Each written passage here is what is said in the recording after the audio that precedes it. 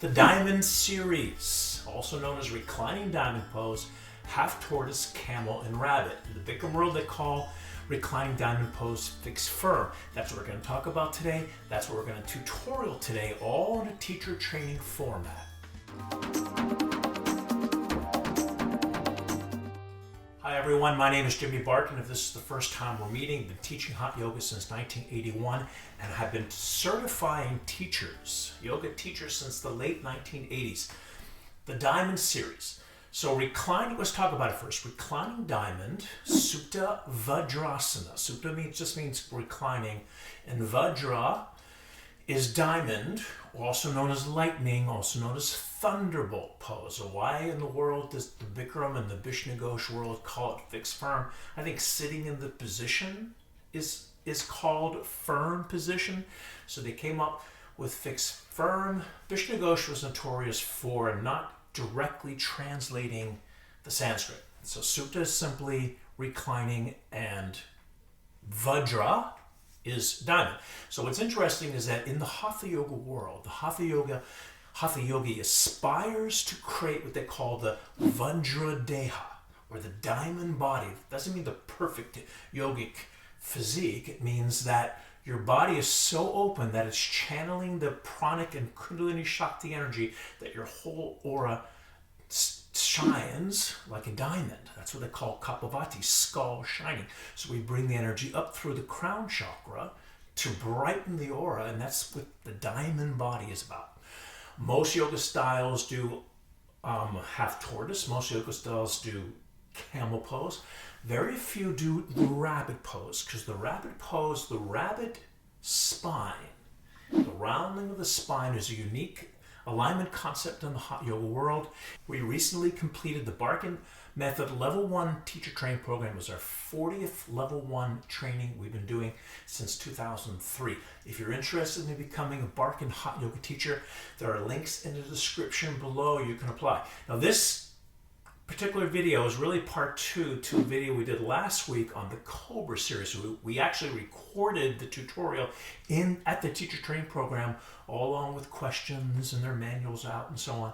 So we can sort of take a sneak peek of what that teacher training program looks like. Let's head over to the studio and get started.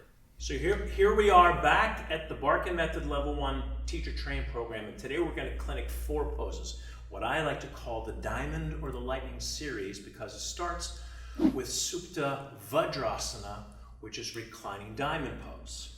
In the Bikram world, they call it fixed firm.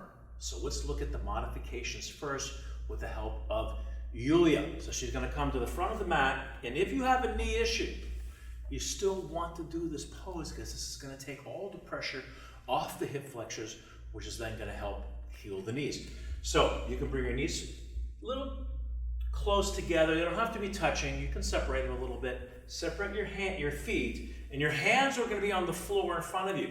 Now, I know most of you can do this if you have a knee issue, and all you're going to do is start working your hands back towards your body, a little bit more at a time, a little bit more. Then you're going to go to the outside of your body. So the hands are taking the pressure off of the knees.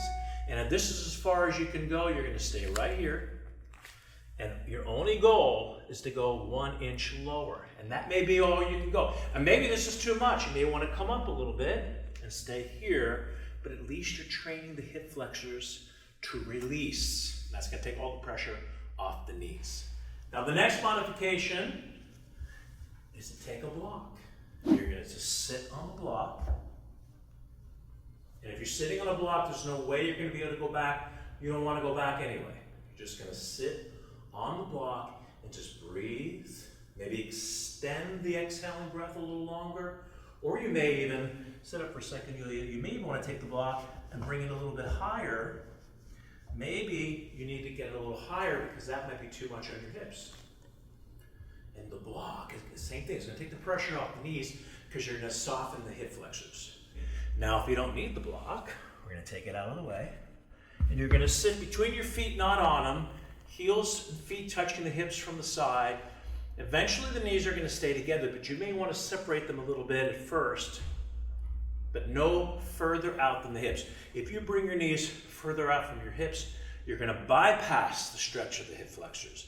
So you're better off not going down as far and keeping the knees only hip width apart, if not less. Now, how are you going to get down? The first step, you're going to grab your feet or your ankles, touch your right elbow on the floor behind you. After you touch your elbows, then it's just the head goes back. Stay there and breathe. If you think you can go further from this position, then the shoulders touch down. As the shoulders touch down, you're going to start bringing your chin into your chest. And then at the end, you're going to grab your elbows over your head. Start to work on getting the knees close together. And you can do a little extra stretch if you have the range of motion. You can bring your elbows, grab your elbows, and you can actually pull them back behind you a little bit more. A little extra stretch in the shoulders. And then the final goal is to relax completely. No tension whatsoever, which is an effortlessness, which is the final goal in every pose. Once you get to the full position, complete relaxation, relax the face, and there it is. And one little trick to help get you a little more range of motion, before you go back, you're going to take your hands and pull your calf muscles out to the side. By pulling the calf muscles out to the side, then you can sit down between your feet. That's going to give you a little more openness for your hips, and then go into the pose. So the next pose in this sequence after reclining diamond or lightning pose is half tortoise, or KURMASANA. So Yulia is going to sit at the back of her mat, on her heels, arms overhead, interlaced fingers, thumbs crossed. Or you can keep your hands flat if you're a little more advanced. And the idea is to keep your hips on the heels the whole time. You're going to hold the core. Take a deep breath, and you're going to slowly go down, touching your forehead before your hands if you can. And the hips stay back on the heels. So as she brings your hips back on the heels, it's a great massage for the lower back. So we got the little fingers touching, not the wrists. The forehead touching, not the nose. And the hips on the heels. So let's say you can't get all three of those in position. So what you're going to do is bring your head up. Bring your head up a little bit more, Yulia. Bring your hips maybe a little bit forward. Let's say your hips are tight. Your head up. So now what you want to do is push against the floor with your hands to get the hips back down onto the heels, because that's the whole idea. You've got to stretch this lower back. And eventually, you'll be able to get the head down as you get a little more range of motion. So hips on the heels, little fingers touching, forward on the floor. The modification is lifting the head up and getting the hips down. What you don't want to do, let's say you can't get your hips down, bring your hips up a little bit more, touch your head on the floor from here. You don't want to do this. This isn't going to help you at all, because now you're not getting any stretch in the lower back. So instead, she's going to lift her head up, bring your head up, and now she's going to bring her hips back. That's the modification. And this is a great pose, a little more intense than child pose. Any questions on half tortoise? Monica. One of my friends does this pose and she feels a lot of tension in her knees. Any recommendations? Yeah, there's a really good modification to use for this posture. So what you can do is I got a yogi toe, but you can take a towel and roll it up. And now I'm going to have Yulia lift her hips up, and she's going to place the towel underneath her knees from the back. And now sitting on her heels, arms overhead, and then do the position that takes all the pressure, at least a lot of pressure, off the knees. So now she go down to the position, and now her knees are protected by that towel. So it's a great modification to use underneath the backs of the knees. Good question. Yes, Monica. So I can do the entire pose, but I don't feel anything. Okay, very common. If you can do the full pose and you're in the exact position, your hips are down, forwards on the floor, little fingers touching, and you're not feeling anything, you have reached the final goal to that pose. Because the final goal in every pose is effortlessness. For example, a standing head to knee, which is a difficult pose, I don't feel anything either because I've mastered the full position. What the effort is trying to hold it for a minute long. So it's not just about trying to feel something all the time. If you're in a pose like this one, which doesn't take that much effort, and you're feeling nothing, you've mastered that pose, you've arrived. So be happy about it. You don't have to always feel something in the pose. Now we come to Camel, USTRASANA. Let's look at the modification first. So Yulia's going to stand on her on her shins, on her knees, about hip width distance, knees and feet, I like in the same line. In the Bikram world, they have you bring your feet a little closer. I think that can crunch the lower back, so I like the knees and the feet in the same line. If you have a back issue, because sometimes this posture can be frightening if you're not used to going backwards, it's fearful, it's vulnerable. So you can place your hands on your hips, fingers pointing down. We're gonna turn or scoop the tailbone under, lift the chest. If you don't have a neck issue, let the head drop, and you're just gonna stay here. Pushing your hips forward and lifting your chest. Don't worry about grabbing your heels yet. This is just the first step, the first preliminary position. Stay here, get used to the sensation of going backwards. Now I'm gonna have Yulia come back up and show you the second modification. Now she's gonna come up on her toes. As she comes up on her toes, she's gonna lift her heels a little bit higher. It's gonna make it easier for you to grab your heels. So now she's gonna start hands on your hips. Hands on your hips, fingers pointing downward. Head drops back. Grab the right heel with the right hand, left heel with the left hand. And it's more psychological than physiological, but it really makes it easier. You can grab a hold of those heels, push your hips forward, not too much, lift your chest, and just stay in this position. And you're gonna come up the same way you went down, hands back on your hips. There it is. Those are the two modifications. Now, if you don't need the modifications, you're going to stand up onto your knees, feet in the same line with your hips, hands on your hips, fingers pointing downward. First move, scoop. Second move, chest to the ceiling, the head relaxes. Grab the right heel always first, then the left heel, pushing the hips forward.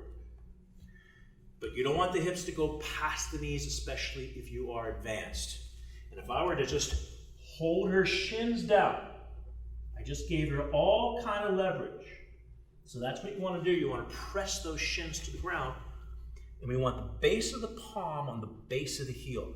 Fingers inside, thumbs outside. Fingers inside, thumbs outside. Come up the same way you went down. Hands on your hips. One at a time. There it is. Now if you're more advanced in your back bend, there's an advanced grip I want to show you. So you're going to start the same way. Hands on the hips. Reach back, grab the right heel, left heel, find that grip, lift your chest, and now you're going to place your hands flat against the foot. So I'm going to zoom in there so you can see the hands flat up against the foot so you're not holding on anymore. You don't need to at this level because you have that flexibility in your spine, lifting your chest, and then come up the same way you went down, hands on your hips, and that's the advanced version of this camel pose. Any questions on the camel pose? I have a question. Yes. So I have heard some friends complain that they feel nausea and dizziness when they do this pose, and it's very common because you're just not used to going backwards. So I would say take it easy. Maybe do a little bit less. Don't go as far. Maybe hold it a little bit less time until you get used to that feeling of that backward bending. It's usually somewhere between the camel and the rabbit pose, which we're going to do next. Those are the two poses that are very common to have that sensation if you're not used to doing the positions. So as you get a little more used to it, maybe don't hold it as long or hold it a little bit less, don't go as far, and then you get used to the sensation and that will eventually pass. But it's very common. And the last pose in this diamond sequence is called the rabbit, or Reclining. And this is a unique posture from our lineage in Bengal, from Calcutta, because it's the rounding of the rabbit's spine. So one of the big mistakes people make, first we're going to wrap the back of the towel, or if we have a yogi toes, in modern day times we have the yogi toes, especially it's good for hot yoga. You're going to wrap it over the backs of the heels so you don't lose your grip. That's the key. One of the big mistakes people make is they can't grab their heels because they're sitting on them. So they bring their head all the way down to the floor. Then they grab their heels because now their hips are off the heels. Then they bring their forehead to the knees into the position. But what you've done is just bypassed one of the most important concepts of the yogic posture. Come on back up for a second, Yulia. The concept is point A to point B. So yeah, you can't grab your heels yet, but you'll be able to grab them once you start. So she's going to start with her chin to the chest. She's going to slowly start rolling down. And now as her hips come off her heels, hold there for a second. Now you can grab your heels. Now you've got the room. And then you want to touch your forehead to the knees if you can before the head hits the floor. So you're curling in right from the start. And while we're holding the towel over the heels so you can grab them and not slip. And now you see this nice nautilus shell rounding of the spine. If you can't get your knees to your forehead, Lily does a really good job. But if you're not able to get this close, then you can slowly start walking your knees 1 inch, a couple centimeters at a time. The shoulders are going to come up toward the ceiling, and very light pressure on your neck, maybe 20% at the most. You never want to turn to the side and look at anybody in this position. I've done it, you hurt your neck. So keep soft pressure there, shoulders up, heels eventually come together behind you. And there is the rabbit pose, and she comes up slowly the same way she went. She went down, slowly comes up, and there it is. That's the rabbit pose. And there it is. That is the Diamond or Lightning Series SUPTA VAJRASANA, Reclining Diamond Pose, half Tortoise Arctic KURMASANA, Camel USTRASANA, and Rabbit Pose Sasangasana. So that is our episode for today. If you have any questions on any of these 4 poses, please put them in the comments below. I get to all the comments. If you're new to the channel, please consider subscribing, hit the notification bell, smash the like button, and share it with your friends or anybody you think may benefit from these 4 poses and these tutorials. And I thank you for watching, and we'll see you at the next video. Bye, everyone.